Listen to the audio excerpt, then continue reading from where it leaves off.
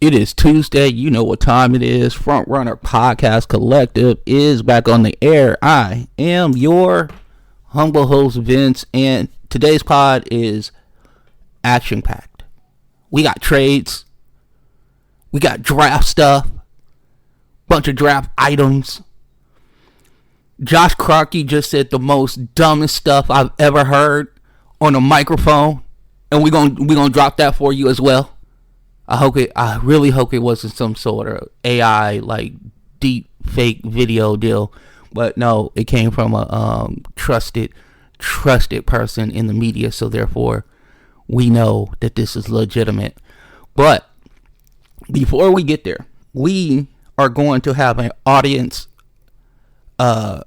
appreciation moment, and the reason why we are doing this is because I am always very appreciative and astonished by the people who listen to this podcast.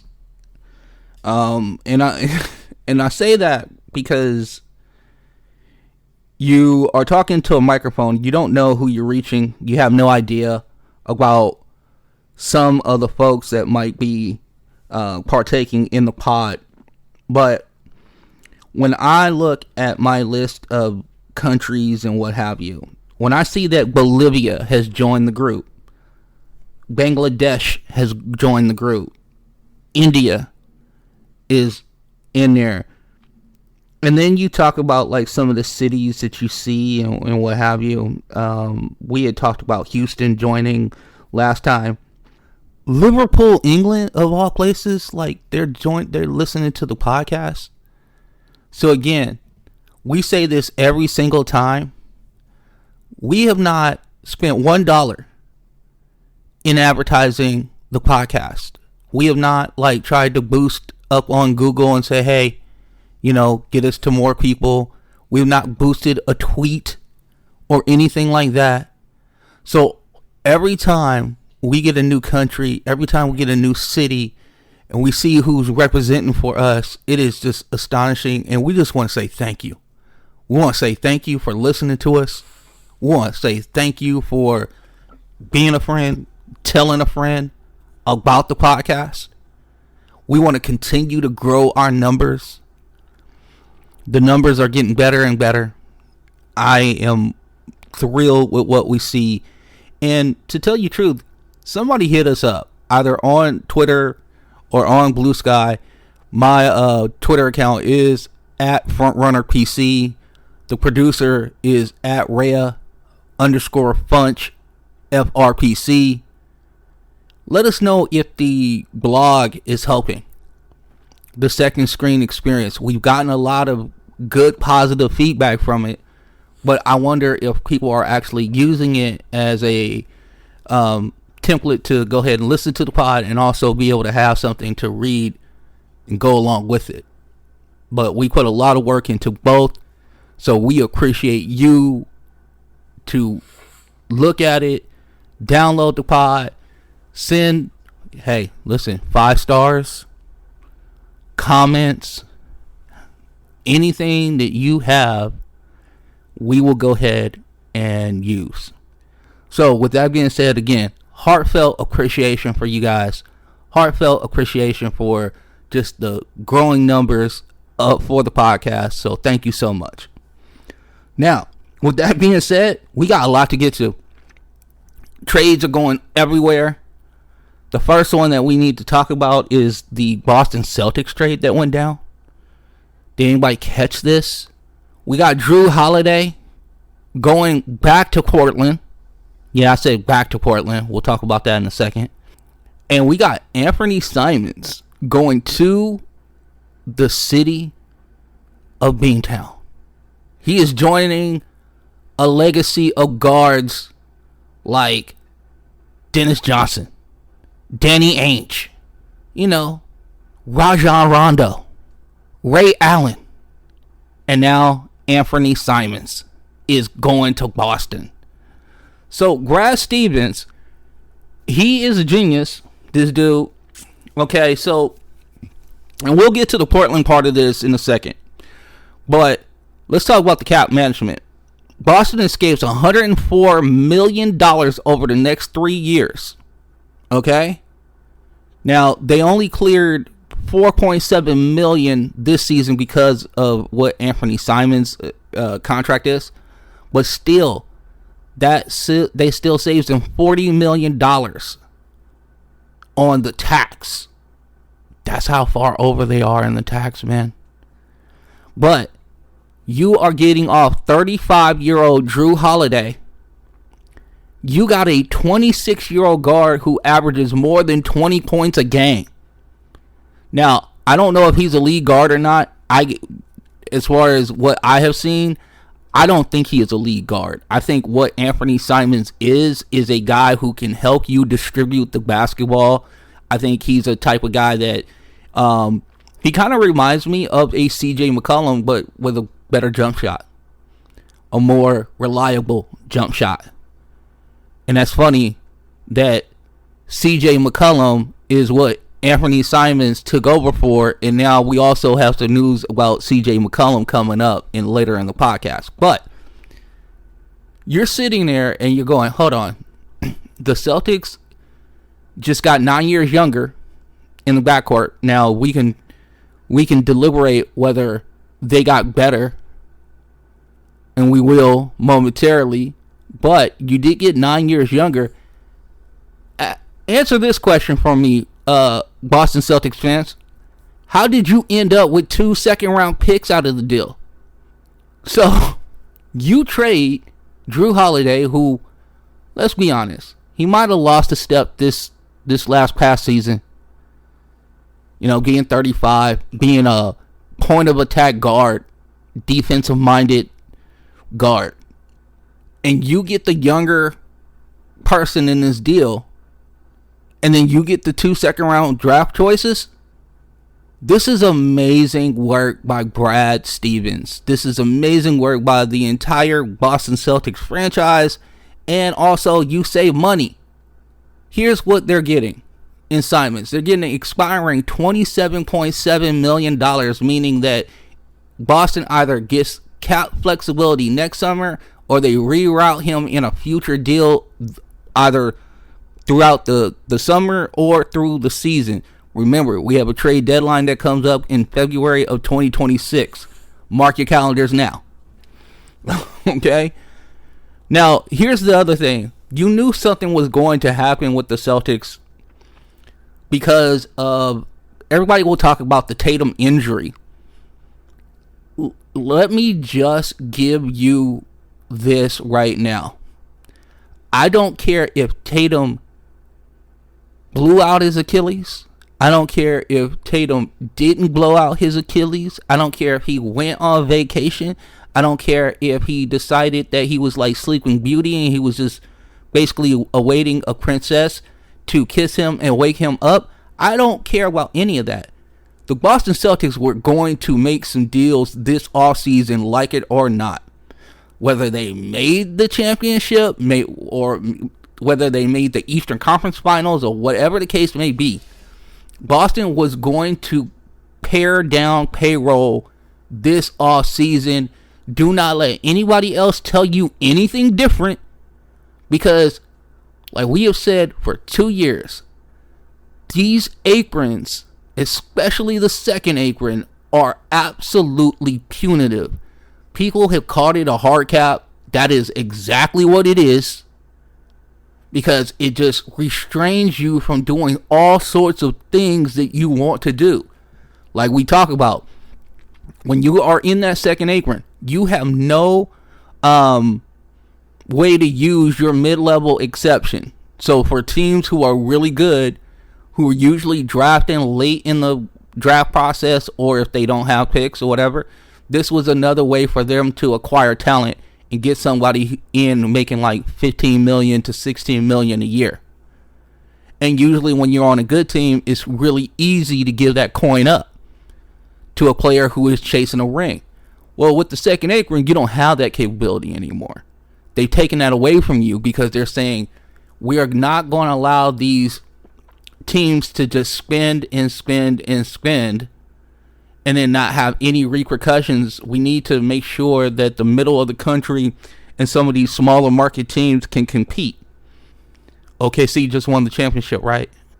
Jason Tatum has an unfortunate Achilles injury, which basically just gives them so much runway to go ahead and start paring down the payroll. And I believe there are more trades coming out of Boston.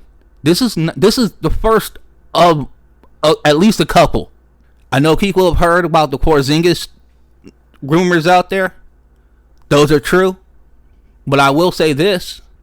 We still are not at the draft. They have a $52 million player in Jaylen Brown.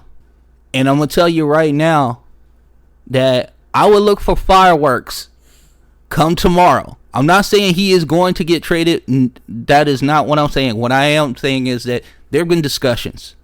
How do we pay?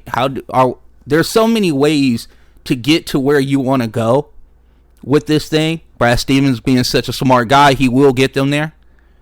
So the easiest way to go and the most, I would say, the least painful way to go is that you get off Porzingas' contract, who's also an aspiring contract as well, right? You keep Jaylen, and then you keep him moving. You hope that when Jason Tatum comes back in the 2026-2027 season, you can pair the two, Jaylen Brown and Jason Tatum, back together, and you still have a pretty good team. Or you could reimagine your franchise right now. And I'm telling you, those discussions are going on. And this is the first part of it. So Simons is a scoring guard. He averaged 19.3 points a game on a kind of a middling Portland Trail Blazers team last year. He shot 38.1% from three, which is low for him. He's usually a 40% three-point shooter. Shot creator, off-ball weapon, no doubt. Now he's a defensive liability on the other end.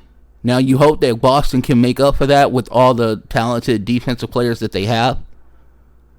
Or here's another way of looking at it. Is he a placeholder or a trade chip? We know that he's not a foundational piece. That's the one thing we do know. Here's a note from Soraya. Simons' expiring deal is Brad's get out of jail free card. Flexibility for days. Either he's in green next summer or he's trade fodder at the deadline. No truer words have been said. This is Boston playing the CBA chessboard. Simons' contract helps them pivot. It's not a talent upgrade. It's a cap recalibration. I want people to understand that. This is not a talent play. We didn't just go, hey, we got 9 years younger, and this dude is going to be part of our future for the foreseeable future. No, this is a cap recalibration for the Celtics. They understand the assignment. Gap year. Okay? Gap year. Post-title, pre-Tatum return. Gap year. You're not going anywhere without Tatum anyway. Let's be honest. I love Jaylen Brown. You can tell me everything you want about Derek White and how awesome he is. He is all those things that you say. But this team is going absolutely nowhere without Jason Tatum. Okay? Like, we can say that he's top 7. He's never going to get to top 4 of the NBA hierarchy or whatever. But he's still a legitimate top 7 player. And as a top 7 player, this is a guy who stirs the drink for the Celtics. And if you think they're going to have this overwhelming success next year off the backs of Jaylen Brown and Derek White and whoever is left on this team, I know my guy Peyton Pritchard is probably really pissed off right now. He's like, oh, I was going to start. Check that. You're not going to start. Anfernee Simons has taken your spot. So you wonder if this is just the first of multiple moves by the Celtics. Now, from the Blazers' perspective, this is what they've done. Now, you want to talk about defensive identity? Just by taking that one person out of the lineup, think about what they can put together now. Jrue Holiday, who is, like I said, he's long in the tooth, but he's still a really good defender. Denny Avdija showed up last year for the Portland Trail Blazers. He had a fantastic year. He also was instrumental on the defensive end. And then our guy, Toumani Camara, he is awesome. You know what kind of defender he is. You know what kind of two-way ability he has. He's a true 3-and-D guy, 6'8", 213 pounds, shoots the three ball at a really respectable level. A lot of teams want Camara in a real way. Portland is like, what y'all giving up? What y'all giving up to get him? By the way, he was part of the DeAndre Ayton deal. So think about that, Phoenix Suns fans. When your owner, Matt Ishbia, is out here drunk making deals or whatever, he sent Toumani Camara to the Trailblazers as part of that DeAndre Ayton deal. You wish you had Camara back now, don't you? And then also there is the rookie. Well, he's not rookie now. He's entering his second season. Donovan Clingan out of UConn. He had a really good rookie year. Up and down with the injuries, as far as that's concerned. I don't think he was truly 100% healthy the entire year. But when he was on the court, he was filthy as a defender. Good rugged rebounder. He rolled to the rim hard. He did make short rolls and passes out of that situation very well. I loved all the things that Donovan Clingan did last year. Now, the leadership vacuum that Simons leaves, because remember, he was kind of like the longest tenured Trailblazer. You know, if you want to talk about our guy, you know, Jeremy Grant, I guess. But having Jrue Holiday there, you know, who is vocal, because Simons wasn't a vocal leader. Holiday is a culture setter. He's a mentor for Scoot Henderson. And you know I have not traded any of my Scoot Henderson stock. If Scoot takes a leap, Jrue's mentorship will be all of what that $35 million that you are paying our guy, Jrue Holiday. It'll be worth every penny.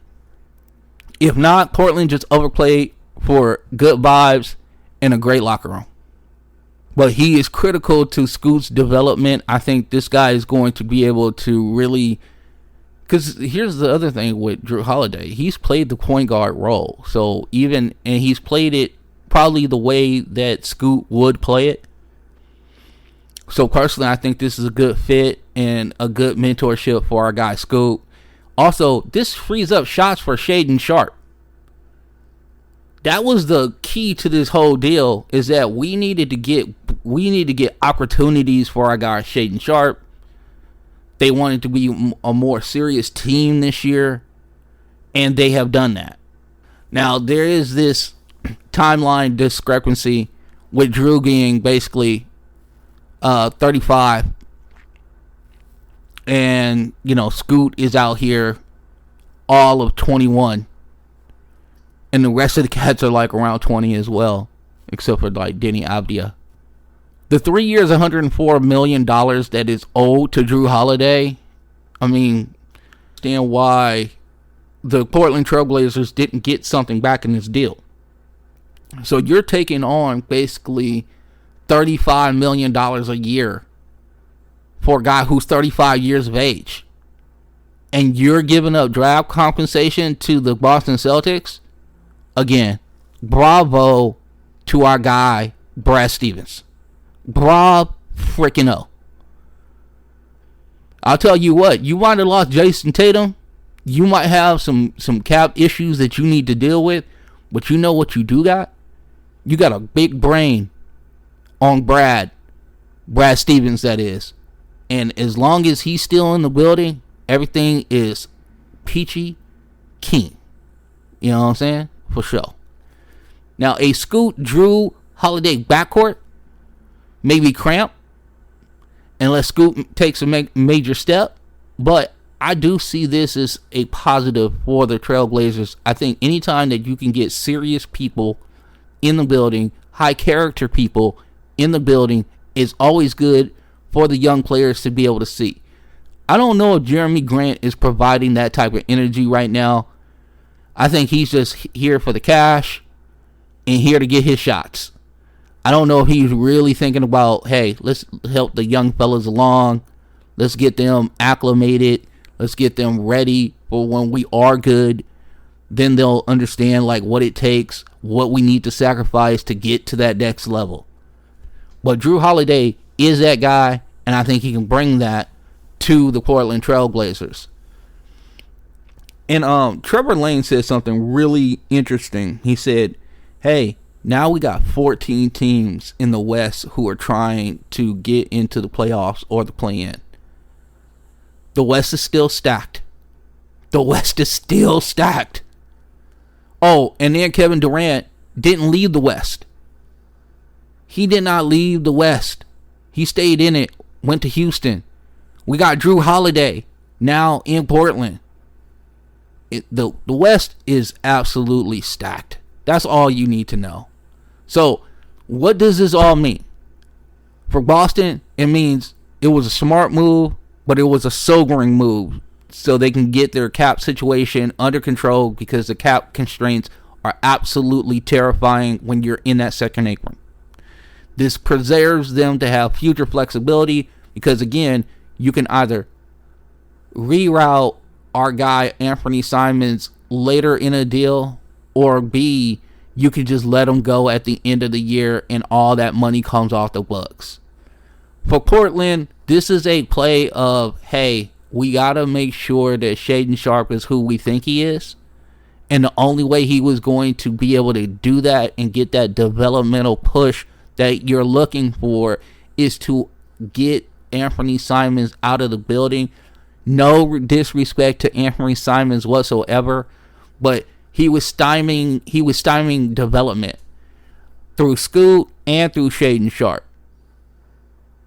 So having Jrue there, he understands his role. He understands what he has been brought there to do. And I think that he will do it very admirably to do his job. So that's kind of what we are looking at with this trade. Now, Trailblazer fans, Boston Celtics fans, it's time for y'all to chime in. How do you feel about this trade? In Boston, do you feel this is the first of many? Do you think that Brad Stevens remakes the whole team, and by the time you get to training camp in September, you're going to need a program. You're going to need like some name tags. Hi, my name is whatever. And for the Trailblazers, do you feel like Joe Cronin has helped you in this situation? Because I will say this. Remember, Jrue Holiday was in Milwaukee a couple years ago. This was the Dame trade, right? Damian Lillard to Milwaukee, Jrue Holiday to Portland, and then Jrue Holiday got rerouted like really quickly to Boston. He turns around, wins a championship, plays another year, got the injury to Tatum, and then he gets traded back to Portland. And through all of this, Brad Stevens wins both times in the deal. This gives me hope for the Lakers, because people have been telling me that we cannot trade with the Dallas Mavericks, even though the Dallas Mavericks have a bunch of centers. They got a bunch of big wings and stuff like that. And people say, well, you're not going to be able to trade with Dallas anymore because you got Luka. And you won that trade so, like, you abused Dallas so badly in that trade that they're not going to trade with you anymore.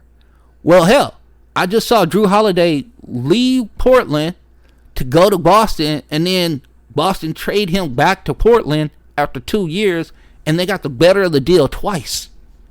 So that gives me hope that the Lakers can do something awesome. Now, speaking of the Mavericks did something kind of sneaky good, but it left me with a lot of questions.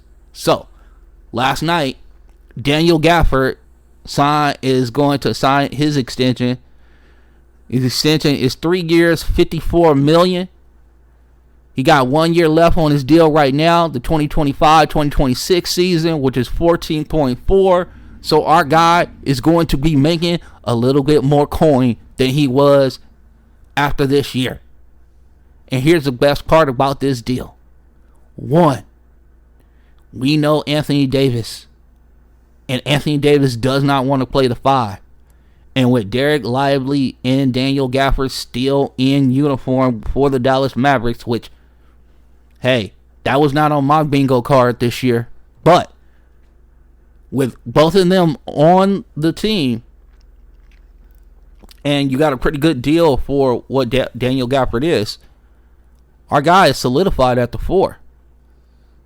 Now, I don't know how it's going to all work with Cooper Flagg coming in there, but we will find out. We will find out. Now, this locks up Daniel Gafford to the 2028-2029 season. And here's the best part. You're getting all of the prime Daniel Gafford years in Dallas. Because when the deal ends, he'll be 30 years old. So you're getting year 27, you're getting year 28, and you're getting year 29 of Daniel Gafford. So you're going to have nothing but outstanding, devastating blocks. You're going to have a ton of just man rebounds. And you're going to have some dunks that are so filthy that the people, mama, that when they get dunked on, they mama ain't going to want to call them. Okay? Their mama going to be like, listen, I changed my number. Like, new number, who this? I don't know who you are. Because you got dunked on last night. I saw that on Instagram. I saw that on YouTube Reels. I saw that on TikTok. You got dunked on. So you need to change your last name. Because I am going to absolutely deny you as a son. Here's what they're getting or keeping in Gafford. You know the rebounding. You know the rim running. You know the rim protection. Here's the other thing. He's elite at the rim. 70.9% field goal percentage. Okay, from January 15th to February 10th. Rim protection, you ask? 3.2 blocks per game over that period. Vertical, elite athlete, high motor. Very excited about being in Dallas. He was even more excited when Luka was there. I wonder if he'll be as excited with Cooper Flagg there. We'll see. He thrives in drop coverage or as a secondary rim protector. He is not a on-ball rim protector. He's more of a weak side rim protector, which is weird if you're playing with Anthony Davis. But Anthony Davis can be a point of attack defender. So therefore, they can kind of muddle the roles of what they do. Now, here's the other part. Daniel Gafford is a low usage guy. Okay? He is here for lobs. He is here for putbacks. He is here for offensive rebounds and then putting the ball back in the hole. But he is not here to sit there and go, hey, I need to get 18 to 20 touches a game. He is not Anthony Davis. He just is happy to be there, happy to understand his role, and he does it as well as he possibly can. He's one of the better, what I would consider, if you're talking about like underneath the like Joel Embiid's and Nikola Jokic's of the world, things of that nature, right? Having a Daniel Gafford is absolutely, if you can't have one of the elite centers in the league, having a Daniel Gafford or a Daniel Gafford type is amazing to have. Because you know you're not having to share the sugar with him. He'll go get his out the mud. What does this do for Dallas? Well, cost certainty is always a great thing, right? $18 million annual average salary. Love it. And this is a strong rate for a starting caliber center who's a rim protector in a rising cap environment. He also provides some depth behind Lively Jr. Locking in Gafford gives them flexibility. You can start him, bring Lively off the bench, or vice versa. The other thing that you have with with Gafford, Lively Jr. was hurt last year. He was hurt his rookie year. Anthony Davis is a injury waiting to happen. So having Daniel Gafford on the squad is kind of like insurance. In case shit happens, we got this other dude who's going to give us rim protection, rebounding, interior toughness. He's going to give us, that rim protection that we need. This is another dude just to have on the bench or starting for you, and he understands that role, which is fantastic. Because the one thing that we're going to talk about later with the draft is, can these young guys understand their role? Because you know what? What a lot of people don't understand about these draft picks, and we're going to get into it with Ace Bailey, is that you can't always be the number one option, right? I understand that you were probably the dude at your college, or you were the dude at your high school, but you're stepping into the NBA, and it is very rare that they just turn the keys over to you. Now, Cooper Flagg will be afforded that opportunity, no doubt, because he's the number one overall draft pick. Maybe Dylan Harper will be afforded that opportunity where he goes. But after that, it's going to be like, you're going to have to work for it. If you want to be like the number one guy on the team, you're going to have to work for it. They're not just going to hand it to you. So, those are things to keep a watch out on. Now, potential risks with this situation is this. Daniel Gafford did have a right knee sprain last season. He has had a history of lower body tweaks, but nothing serious. One of the questions that I had through this process was the overlapping. If you have Derek Lively, you're going to have Cooper Flagg, and you have Anthony Davis. Do you need Daniel Gafford?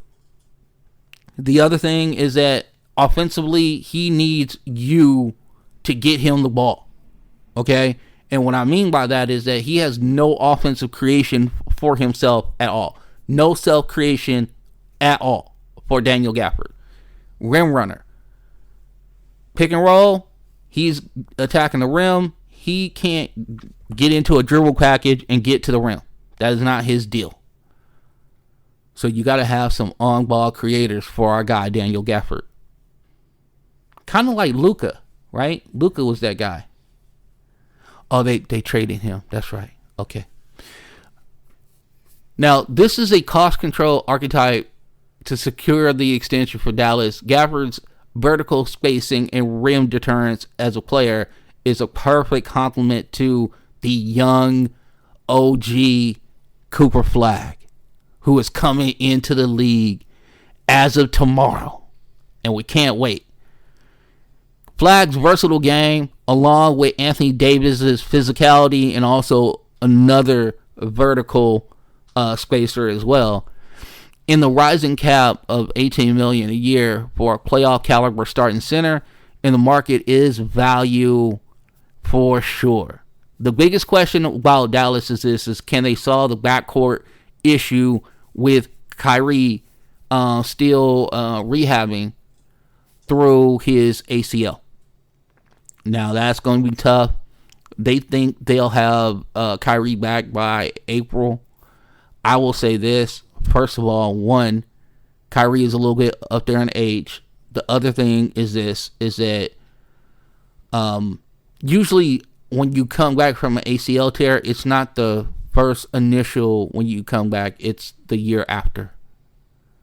So if I was Dallas, maybe I sit, especially with Kyrie being in his mid-30s now, I possibly would just kind of go like, hey man, you sit out the whole year. We'll see you back in September of 2026. and get ready for the 2026-2027 year. But there's still guards out there, so you can get them. And if you need to, you can trade Gafford for a guard easy. We talked about all of the issues and what have you, so let's go ahead and get to the other big situation that happened before we got on this mic. CJ McCollum. Boy, oh boy. I mean, I know there's a certain somebody who works for the Ringer who has been trying to trade CJ McCollum for years now, and it's come to fruition. CJ McCollum has been traded from the New Orleans Pelicans to the Washington Wizards. You ask yourself, what did they get back in return? Not only did CJ McCollum go to the Wizards, Kelly Olynyk also went to the Wizards. What did the Washington Wizards give up? They gave up Jordan Poole to the Pelicans. And I don't understand this trade at all. So let's get into it. Let's break it down real quick. What do the Wizards get in CJ McCollum? One, this is a veteran guard. 33 years of age now, 12 seasons in the league, good shooter, elite off-ball gravity, 21.1 points a game, 4.1 assists, and almost 4 rebounds. Now, his career shooting percentage is about 44%. His career three-point percentage is 37.3%. He is an okay defender. He has limitations because of his size. He's been a two guard his whole life in as far as his NBA career is concerned. He's a decent person as far as steals are concerned. He doesn't average one, but a little close to one a game. He does read passing lanes very well, and if he's surrounded by the right team, he can definitely help you. Now, his IQ and coachability is going to be off the charts. This is the type of vet you want on your team. You're not going to hear a bunch of moaning and complaining from CJ McCollum.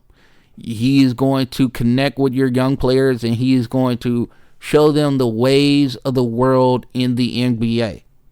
This is exactly the type of guy you want around your young talent. So the Alex Sars of the world, the Bub Carringtons of the world, the Bilal Koulibaly's of the world, is going to be such an intrinsic value to have CJ McCollum on this team wearing a Wizards uniform. What do you get with Kelly Olynyk? Well, you help Alex Sar. You help him because he is what Alex wants to be. He's a 6'11" stretch big, 3-and-D floor spacer, solid finisher in the paint. His cutting ability is pretty good. His role fit, he's going to back up Alex Sar, add some spacing to the bench units, and he was salary filler to balance the books to make this trade work. And also, he's going to bring some locker room continuity. Some of the things that Jordan Poole doesn't do, and this is why I did not understand this trade. Okay, so I don't mind that Jordan Poole is being traded from the Wizards. It's where he went to. So unless they're rerouting him, or here's the other part, what do you do with DeJounte Murray? Are you done because he had the knee injury early in the season? Are you done with him? Because they're about the same age. I think that DeJounte is maybe 2 years older than Jordan Poole, because Jordan Poole is 26. Now, Jordan Poole in Washington had just carte blanche to shoot the ball. He averaged 20.5 points a game, 4.5 assists, 3 rebounds, and he shot 43.2% from the field in total, and he shot 37.8% from 3 in last year. I am really confused about this particular player in New Orleans. I don't know what to tell you on that one. Is he a really good offensive player? Yes, he is. His instincts, his IQ, the live dribble creation, strong clutch volume scorer. He took a record-breaking 224 three-point attempts. When Jordan Poole wants to, he can play some defense. 1.3 steals a game. His defensive metrics are going to be completely underwhelming. But he is serviceable because he's 6'3", and when he is engaged, he can be I wouldn't call him he's a net neutral defender. Maybe slightly below net neutral. And that's when he's engaged. When he is just what he was doing in Washington these last couple years, that was not engagement. So he was absolutely abysmal on the defensive end the last couple years. He will absolutely drive you crazy because he will get stuck looking at the wall. His man will get behind him, and then there's an easy layup or dunk. This reminds me a lot of D'Angelo Russell. A lot of D'Angelo Russell. Coachability and growth. He's resilient. He lost his starter role, demanded a longer leash, and responded. He had a strong relationship with his coach, Keith, and he did supposedly mentor the rookies. But he mentored the rookies because he was getting shots up. You know what I'm saying? He was getting shots up. And you're now about to enter a team where Zion Williamson is there. Trey Murphy III is there. So you are now the third option maybe on a New Orleans Pelicans team. Now, New Orleans also got back Saddiq Bey, 6'8", 216-pound two-way wing. We haven't seen a lot of the 3-and-D possibilities with him as of yet, but he does bring positional versatility. He has an advanced cut rate. Also, he can be a defensive communicator when engaged.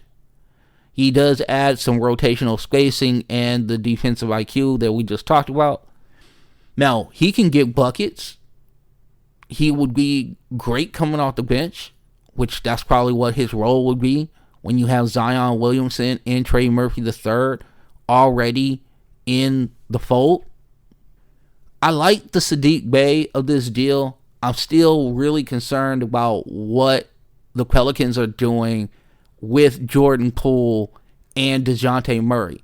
I think there's going to have to be some sort of reckoning there. And Joe Dumars is pulling the trigger now. So I think there is going to be a rebrand of this team. I don't know necessarily whether Jordan Poole is the long-term stay, or is it DeJounte Murray is the long-term stay. The jury's still out. We will have to see. We might not have to see long, though, because the draft is tomorrow. Day one of the draft is tomorrow. We, Front Runner Podcast Collective, is after the draft and after we look at all the picks and then we start giving our grades and stuff like that, we will be back on the air tomorrow. So if you got 3 pods last week, you getting 3 more this week. Happy days for you. Happy days for us. We love to pod and we love to talk hoops. So therefore, this is all love from us. Now, let's get to the value assessments of this actual deal. The Pelicans, they did get somebody who is going to fit that Zion role. This is another guy who can space the floor, give Zion a little more space as well. DeJounte Murray is not as good a three-point shooter as Jordan Poole. Now, where DeJounte Murray does lap Jordan Poole is on the defensive end. Because when DeJounte Murray is engaged, he is a far superior defensive player than Jordan Poole. Let's make no mistake about this. Jordan Poole is more of an offensive guy than he is a defensive guy. And when I said that he's like a slightly below a net neutral defender when engaged, I am not wrong in that situation. His talent is what he can do for you on the other side of the court, on the offensive side. That is where he makes his money. I can shoot the ball. I don't mind taking late clock shots. I don't mind taking shots that are contested. There's not a shot that I've never seen that I didn't like. He has gone to the Cam Thomas school of shot taking.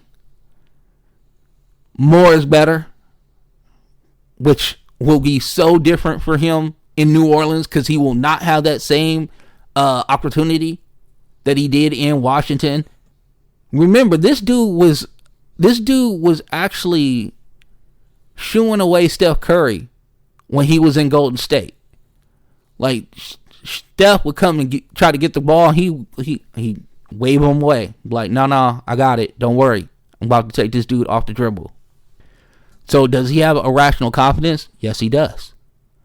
Now, this is what I will say. If they are planning to move on from DeJounte Murray, this is the type of team that personally could absorb a Jordan Poole if you're just hoping that his offense is going to be able to carry you a little bit. And again, he's going to be the third option, not the first option. So maybe we get better shot selection and things of that nature because he will have a more finite role than he did in other places. If that's the case, and you go ahead and you move DeJounte Murray, when you have Trey Murphy III, you have Herb Jones, you have Zion Williamson, and Yves Missi played absolutely incredible for the Pelicans last year as a young big. He came in as a rookie and really solidified that center position, and he just kept his growth. His growth was amazing. From game 5 to game 35, there was just a complete jump. And then as we went on into the second half of the season, Yves Missi really looked good for the Pelicans. They might have found something with that young big man, and I think you're just scratching the surface with him. And if I'm not mistaken, he's 20. So we got a lot of growth. We got a lot of runway with our guy Yves Missi. But if you were going to keep Jordan Poole and he was going to be the primary guy, about this trade as far as that's concerned, I think with the defensive talent that you have around him, I think it'll go very, very well. So if you need offense and cap flexibility, Poole, he definitely gives you that. Trading away McCollum, you lose a little leadership, but you're hoping that your young guys who are starting to enter their mid-20s is going to be able to provide that leadership a la Zion Williamson, a la Trey Murphy III. What McCollum brings to the Wizards is he brings a grown-up. Alex Sard needs a grown-up. Bub Carrington needs a grown-up. Bilal Coulibaly needs somebody to basically have him run in the right direction. And what I mean by that is, listen, Bilal Coulibaly is learning how to play the game of basketball. He's super athletic. There's a lot of glimpses of and flashes of high defensive IQ from that kid. But I think a guy like CJ McCollum will be able to even help enhance that even more and bring some other things out of him that we have not necessarily seen so far in his 2 years in the league. So, where do we go from here? Well, before we get up out of here, we got to talk about the draft, which is tomorrow night. And I cannot wait. Cooper Flagg is obviously the centerpiece of what is going down tomorrow night. He will be the number 1 overall selected dude. There are not going to be any surprises whatsoever.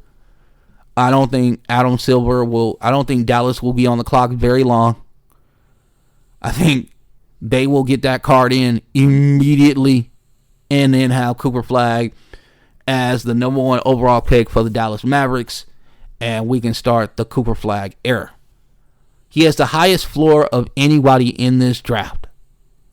He has impact, and I mean significant impact on both ends of the court, on the defensive end and on the offensive end. He's a versatile guy. He can be on ball or off ball.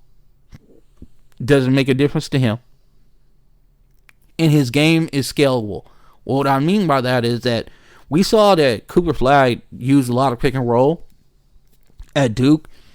And what you saw from game 6 to game 24 is a complete different approach. You also saw just a more of a ease.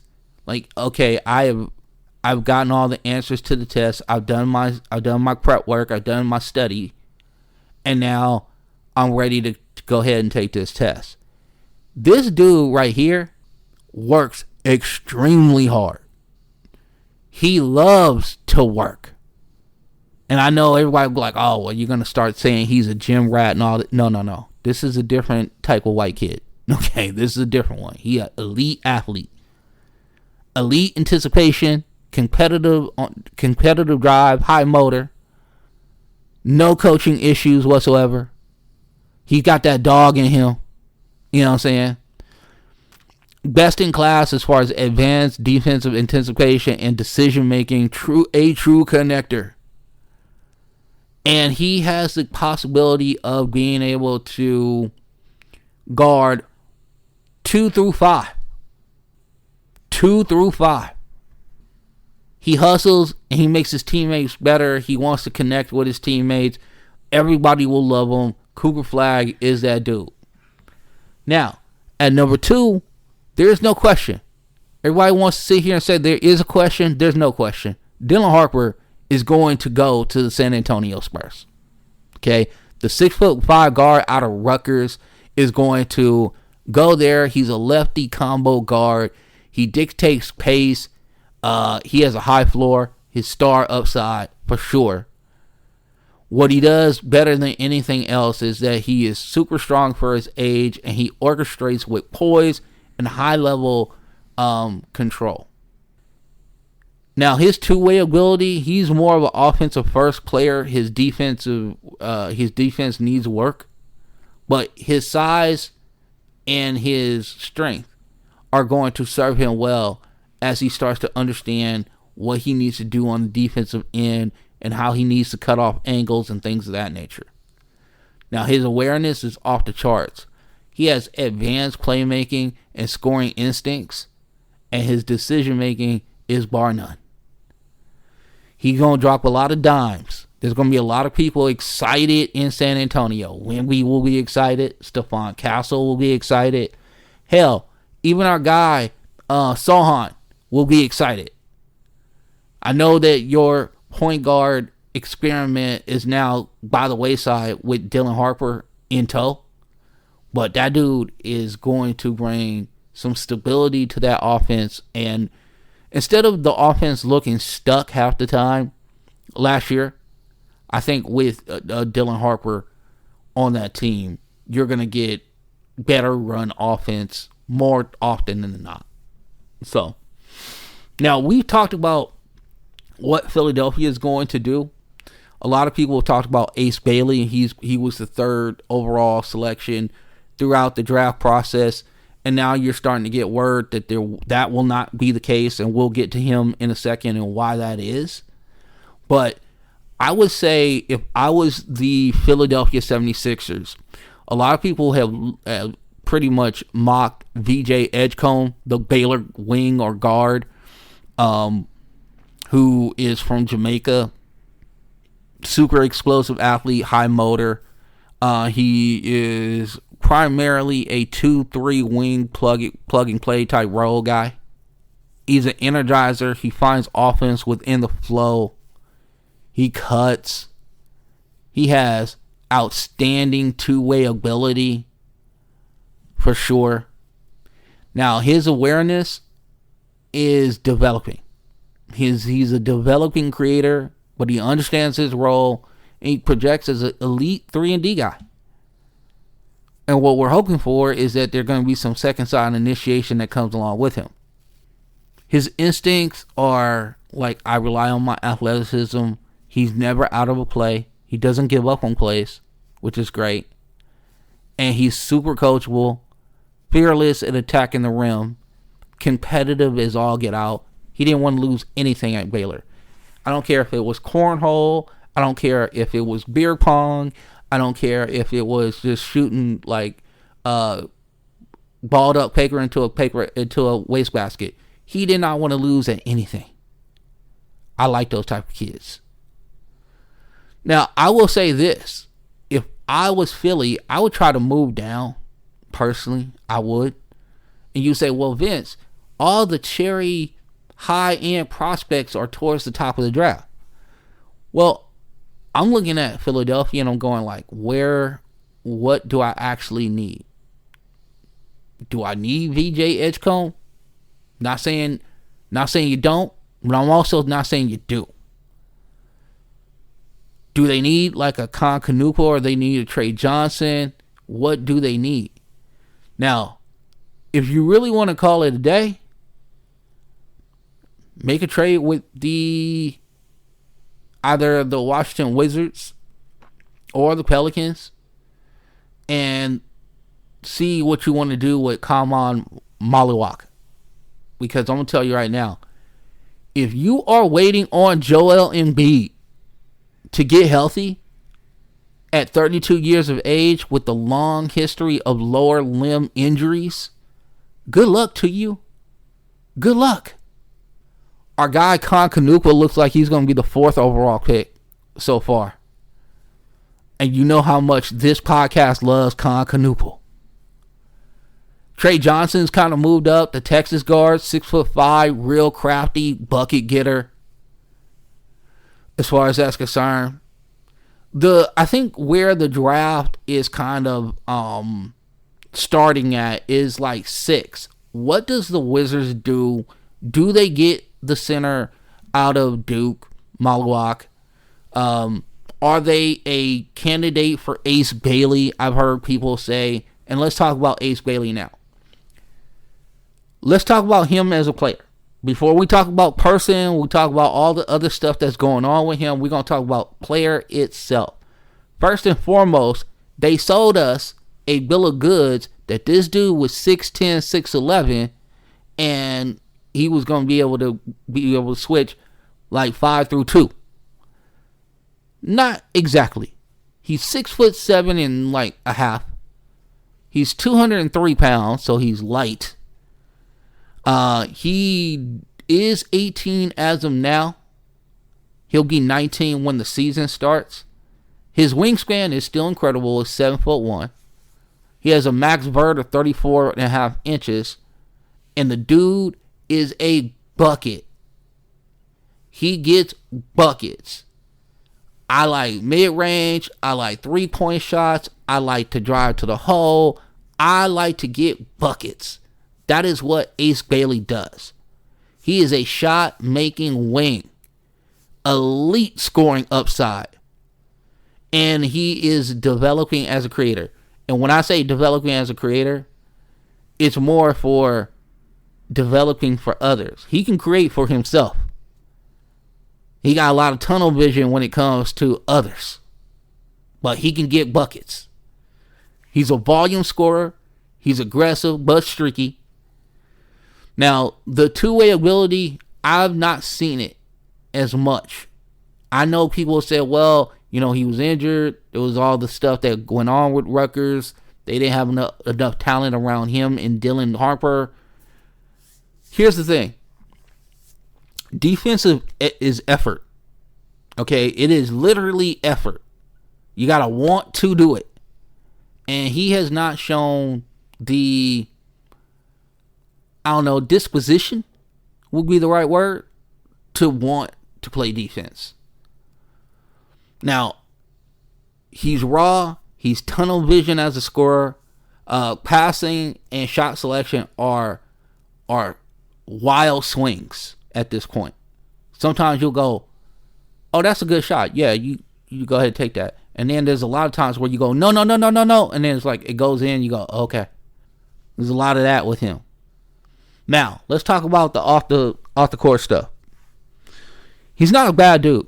From all the reports I've gotten from him is that his teammates love him. He does think a lot of himself. He thinks he is really great. I'm not saying that's a bad thing. I'm just saying that's what he thinks. He wants to go to a place where he's the man. He struggled sharing the sugar with Dylan Harper last year. Now, on the other side, Dylan didn't have that problem with him. He did have that problem with Dylan. It wasn't like they weren't friends or anything like that. It was just, it was hard for them to coexist and become this cohesive, like, two, like, double-headed, like, offensive juggernaut. You're going to have to learn how to do that, my man. You're going to have to learn how to get along with folks and share the sugar. His instincts, he loves the bright lights. He loves the big moments, but he is a streaky shooter. He can shoot you into games and he can shoot you out of games. Does he want to be coached? Yes, he does. Does he have the ability to improve over year after year? Yes, he does. The concerns that I have are his handle, because he's a high dribbler. His strength, because he's 203 pounds at 6'8". So real light in the ass. Shot selection needs work. He loves a lot of shots. All types of shots. There's not really a shot that he would turn down. He's an equal opportunity shooter. And defense, well, as you get stronger, and also, here's the thing. Ace needs to move his feet. You can't just save it all for the offensive end, my guy. You got to play some defense too. You know what I'm saying? Now, he has star upside, no doubt. He's a tough shot maker, for sure. But he's absolutely raw. He needs to get some strength on him. He is a classic tools bet. But I'm telling you right now, there's a lot of things in there that just have to be smoothed out with him. But a lot of people are high on him. I don't know. I'm on the lower end when it comes to Ace Bailey. There are other people I like better. I think that the other thing now is what does Phoenix do at 10? Now that they got their pick off the Kevin Durant trade, what do they do at 10? Now, right now, Carter Bryant is mocked for them. The 6'7" freshman out of Arizona, who plays sparingly for that team, only scoring 6.5 points a game, 4 rebounds, but he was doing it in a bench role, basically. Right now he is athletic. He's a versatile defender. He can cut when he wants to move, and his spot up shooting is pretty good. He is excellent as an off-ball mover. Plays his role, and he adapts to the team needs. He's kind of like a Swiss Army knife type guy. He's still developing when it comes to his on-ball creation. Off-ball awareness is super strong. He finds open spots. He makes hustle plays. But also, he was able to do that because he was only playing like about 16 minutes a game at Arizona. So I wonder, as you put more minutes on him, does that same veracity of cutting and moving, does it stay the same when you're doing it on both sides of the court? Now, the concerns for our guy, Carter, is that his handle needs work. Playmaking, he needs to see the floor better. And here's the thing. He needs to grow as a self-creator. You know, he's spoon-fed a lot at this point in time. And if he's going to Phoenix really doesn't have the guards to spoon-feed him. Now, Devin Booker, as a kind of a de facto point guard, okay.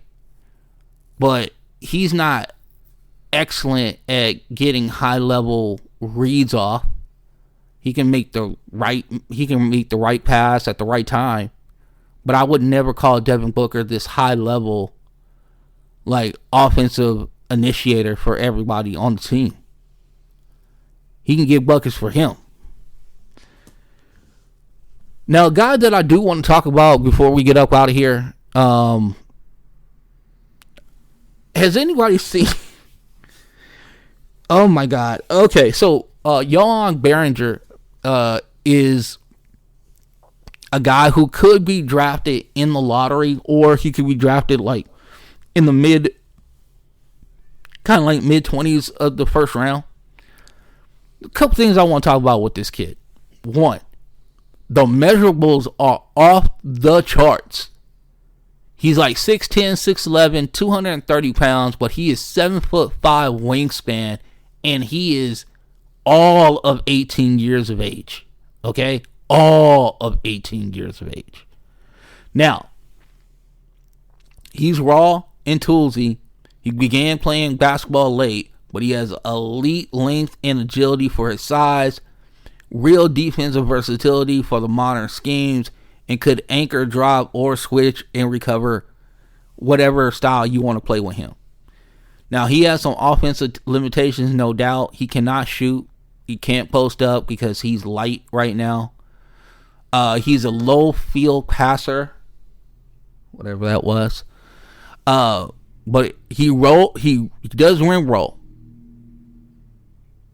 He does rim roll, which is great. Problem is there's a lot to be desired when it comes to his offensive tool set. The developmental bet on him is that he's going to have to add strength without losing mobility. His fundamentals will need work. Positioning, he relies on his athleticism way too much. He needs to understand lanes, and he needs to understand cutting off angles and what have you. Those will come with time. Remember, he is 18 years of age, and this is the most 18 years of age thing I heard. So, the kid right now plays for a team in Germany. It's called Sedita Vita Olympia, right? They are in the finals in the German league. Where's Johan Behringer at right now? He's coming to New York City for the draft. Your team is in the finals.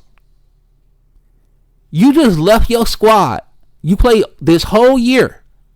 The whole year. And my man was like, you know what? It's been real cool playing with y'all, but I am going to get my face on TV when I get drafted in the NBA. Now, I understand. Listen, I think Luka did Luka come over? Because he was in the finals in the EuroLeague at that point. Yeah, I don't think Luka came over. There's been a bunch of dudes that were in that situation. But for you to leave your team as they're playing in the finals, that just tells me a lot about your development as a person and how young you are. Because you wanted to be in the mix. That's what it came down to be. And I've talked to some scouts, and they kind of done some side-eye type situations when it comes to that. Now, I know that my young people out there are going what's the big deal?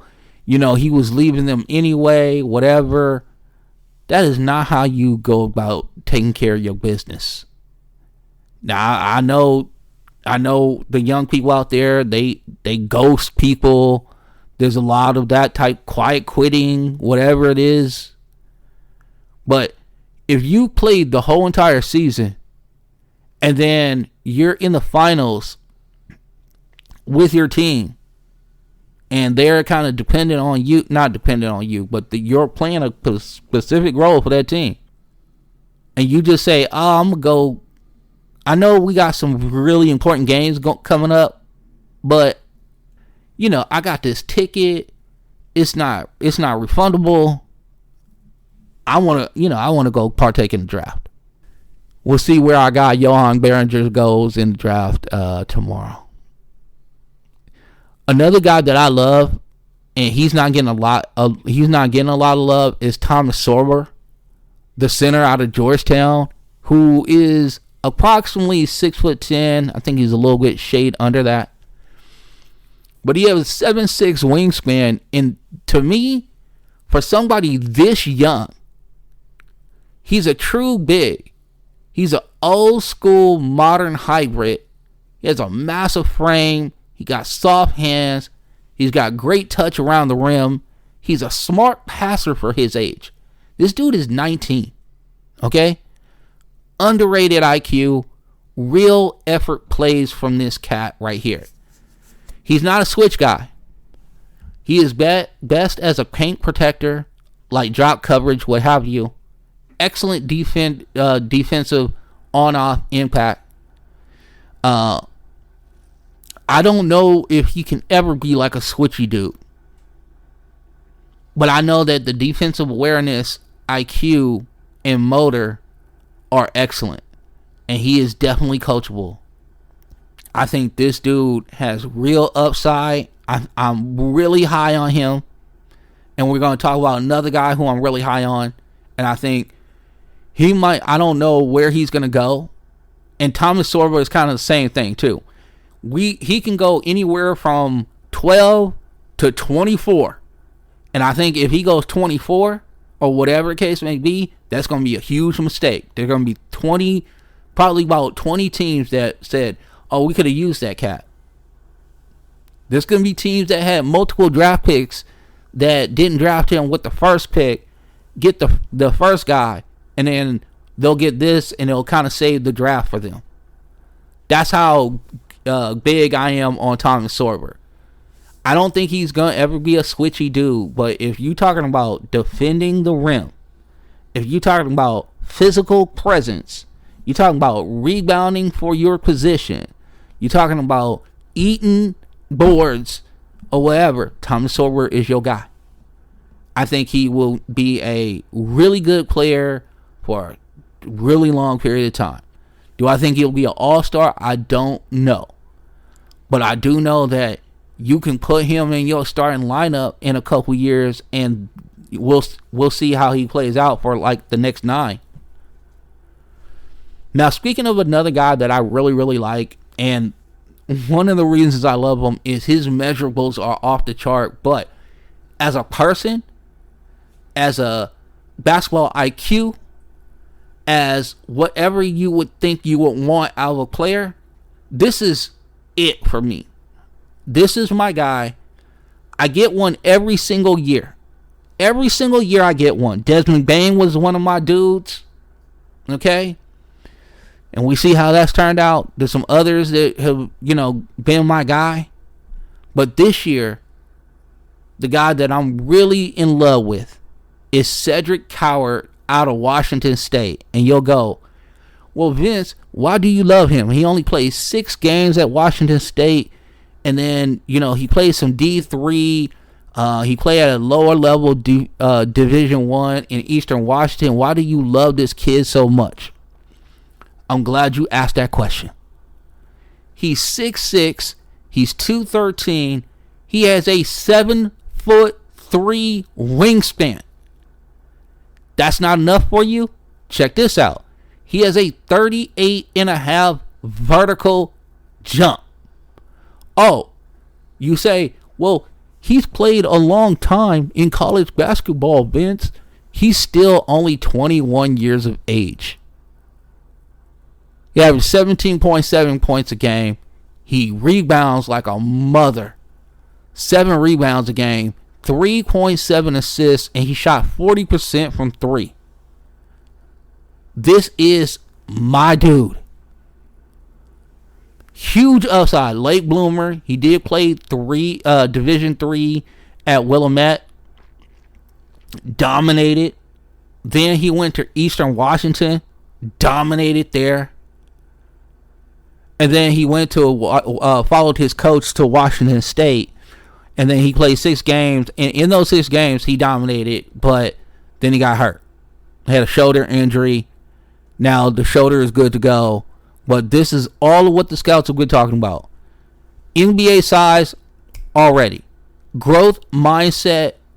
The one thing that everybody loves about him is that he's a leader, by example. He can lead with his voice. But as far as a citizen, he is excellent. This is, man, you can put him on the front cover of your program tomorrow, and you won't never have to worry about this kid. You won't have to worry about, is he going to fall in love with Instagram? If he going to fall in love with the big lights and whatever. This dude loves to work. Knows his role. Elite team defender. And he definitely got that dog in him. He will shoot 38% from 3 for sure. He's got great catch and shoot talents. He got some movement equity. The only thing that you can sit there and go like, well, where's the downside on him? If you want to nitpick and say, well, he didn't play high level basketball for long, you can definitely say that 100%. I then turn back to you and go, John Morant played for Murray State, and also, if I'm not mistaken, Damian Lillard played for Weber State, and CJ McCollum played for Lehigh. Just because you play at a small-time school doesn't mean that you are not a big-time player. And Cedric Howard is that. I am so on this kid. I think his awareness is off the charts. I think his coachability is off the charts. I think his IQ is fantastic. I think he's a strong two-way player. And I think that he will definitely give all the max effort. I can see this dude starting for a team by maybe halfway in through the regular season. I love this kid so much. Love this kid. A couple of the guys that I want to talk about before we get up out of here. Another guy who's kind of fluctuated in the draft. Now, I think he will be a lottery pick. Is Kasparas Yakachunas out of Illinois. He's a Serbian kid. He's 6'5", 205. He is only 19 years of age. Wingspan is 6'8". Has a max vert of 35. This is respectable. What makes him so good is that he can score. He does rebound. He didn't shoot the 3 ball as well as you thought he might. And you would think his assist to turnover ratio would be better, but let me kind of explain what it was.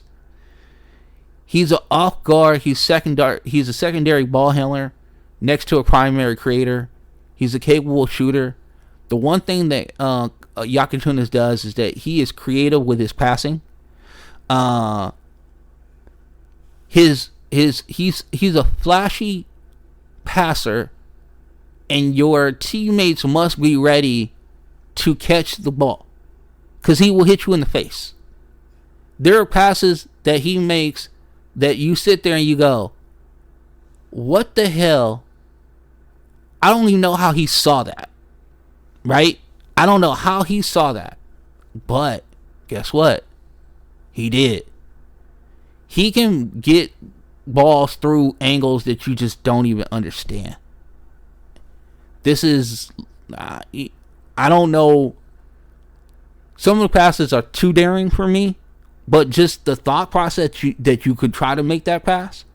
He has such good passing vision that he just takes it for granted.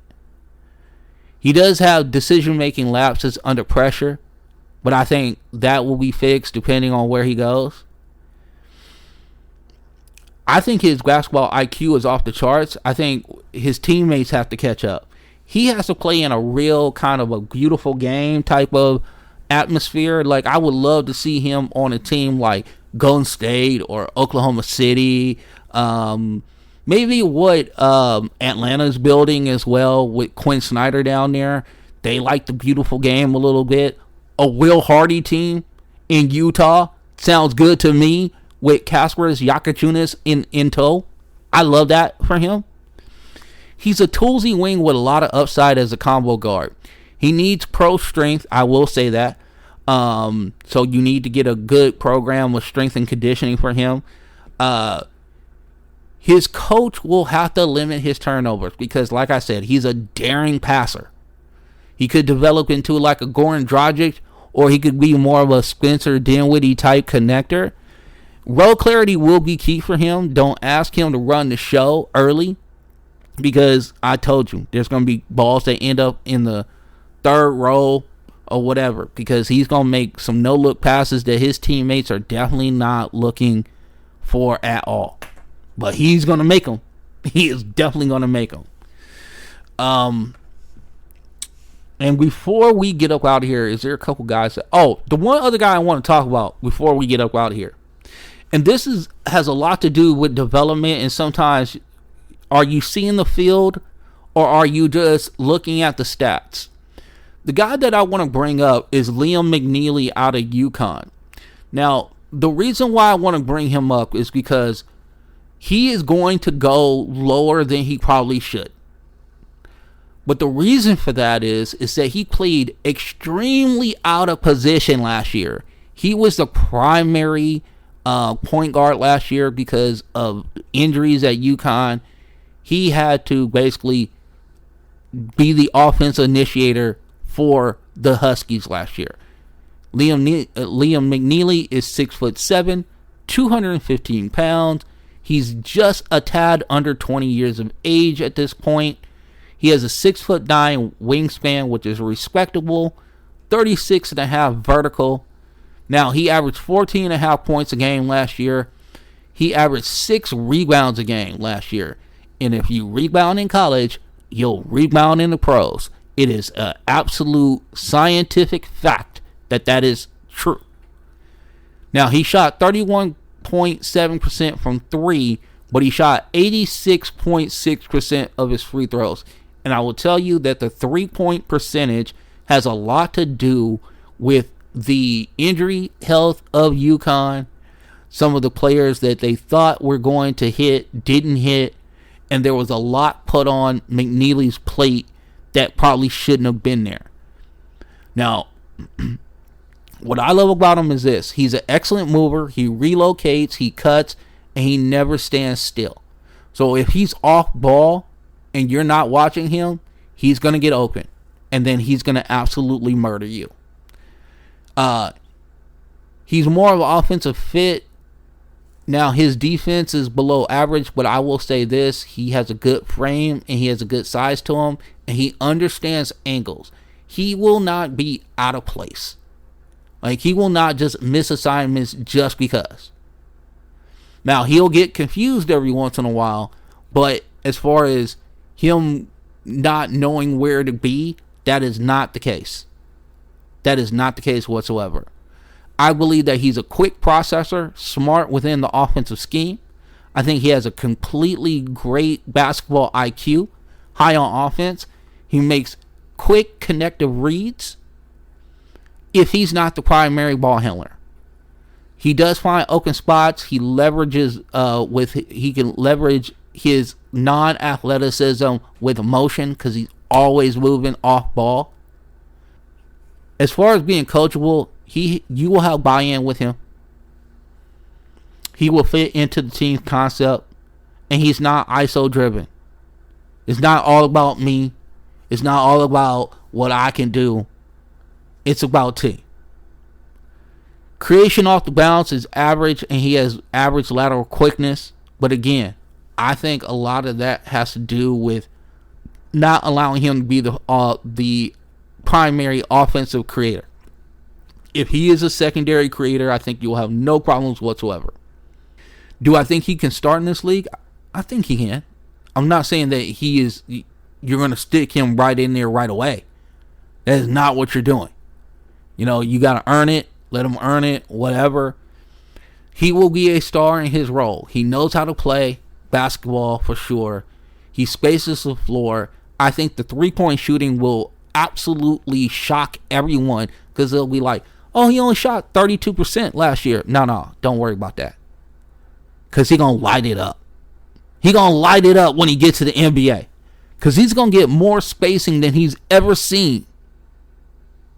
Especially if he goes to the right team. I really want him to go to the Magic. I would love to see with Jalen Suggs and also who they just get. They just got somebody. Who am I? I'm drawing a blank right now. But they just got a guard. So I love Liam McNeely as basically the takeover for Jet Howard, who could not find a slot with the Orlando Magic. His shooting supposedly was supposed to be good. We never saw it. But Liam McNeely, I think, can play the game of basketball. And I think he could definitely help Orlando if he went there. I mean, there's other teams he could definitely go to and he will help them. But if you want to say, where's the perfect role for him, especially with what they got on the squad so far, I love Orlando for him. I think he'd be an absolute fit right there. And I think that he would really love playing with Franz Wagner and Paulo Banchero. 100%. So there is that. Now, another guy who's going to make some money, but basically through the defensive side of the ball, is with quick hitters, Adu Thiero out of Arkansas, 6'7", 218 pounds. He is a wing. He is not a 3-and-D wing. He is more of a D than he is 3-and-D.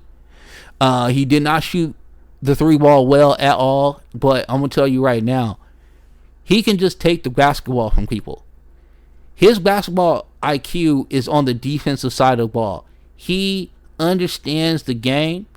He's a slasher, but he is going to give max effort on the defensive side of the ball. He will rebound. He will make steals.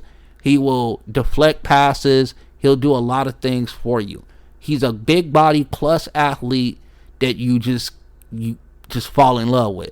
So if you got the offensive shell or the umbrella, and you can take on a guy who doesn't have a ton of like offensive upside, because he will, if you get him out on the open floor, absolutely spectacular.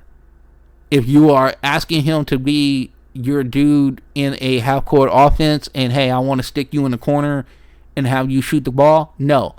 Now, could he be in the dunker spot and create havoc there? Yes, 100%. So he is that type of dude. Now, everybody knows my love for Rasheer Fleming. Everybody knows this. He's another one of my guys. So I'm really looking forward to seeing where he goes.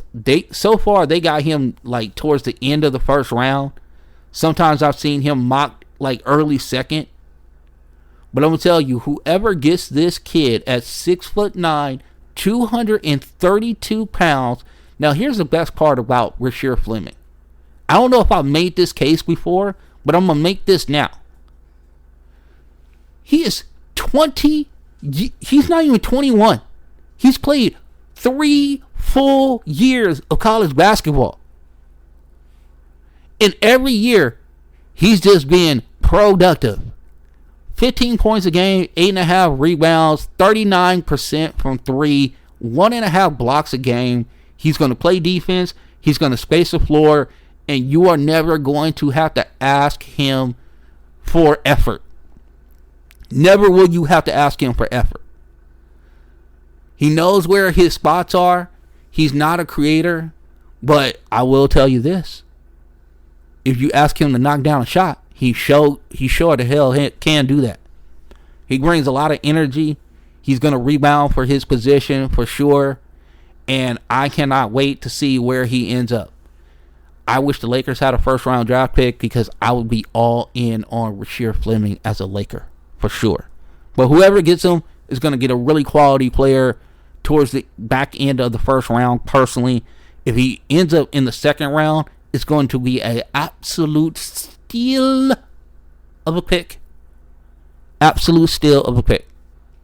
So that is our kind of little like, hey, here's some guys that you want to think about. Here's some things. Now, once we get through the first round tomorrow, myself, Soraya, will have looked at all the picks. We'll look at all the trades that have gone down. And then we will get on the airwaves and then kind of assess what we saw out of the first round and what to expect in the second. And who's left. Who got absolutely railroaded and is still left in the second round. Because you know there's always a couple guys that drop and you sit there and go, damn, he dropped. Oh, he's still available? Oh, I can't believe it. And we'll be here for it. So keep this in mind. Tuesday is the regular schedule. That's today. Tomorrow, after the dust clears, after round 1 is over, Charania and I will turn on the mic. We will turn on the camera. And we will get busy assessing round 1 for you guys. So keep it locked here with Front Runner Podcast Collective, because we are going to bring nothing but draft heat for you. Trust and believe that. So for Charania, I am Vince. We also want to thank our girl Maya, who has joined the squad. Thank you, Maya, for all that you do. My guy Vance, thank you for all that you do. And Team FRPC is starting to load up. We are starting to get a little bit larger. The production will get a little bit better. And we are just so grateful that you guys are here with us on our journey. So with that being said, the best part of you is you. Surround yourself with people who are supportive of you, who love you genuinely, who, give you words of affirmation and, keep your spirits up when things are not going correct, not going right. If you have people like that in your life, though, make sure that you acknowledge them, appreciate them for picking you up, because life is hard, man. It just is. And if you got good people around you that really want the best for you, give them a hug, send them a text, say, hey, let's grab some lunch, or whatever the case may be. FaceTime them. And if you're doing all that, that means you are a well-rounded individual, and this is why you're listening to the Front Runner Podcast Collective in the first place. We are for the well-rounded individuals, right? We're also here for the draft sickos and the people who just love ball, but it's cool if you got some real, strong family ties and stuff like that. So with that being said, we're going to get up out of here. Again, we will have a special recording tomorrow after the first round, and then we will lead into Friday, because we will have a pod on Friday, and that will just cover the entire draft, all the trades that went down, because you believe you me, there'll be more trades that go down. I'm looking at my phone now and making sure that nothing has gone down as of yet. Nothing has, but I'm always omnipresent looking for him. I'm always looking at Shams and saying, Shams, do you got anything for me? He says, nah, player, I ain't got nothing for you right now. And I'm like, damn. All right. So we up out of here. Y'all be easy. We will see you tomorrow night after round 1. Deuces.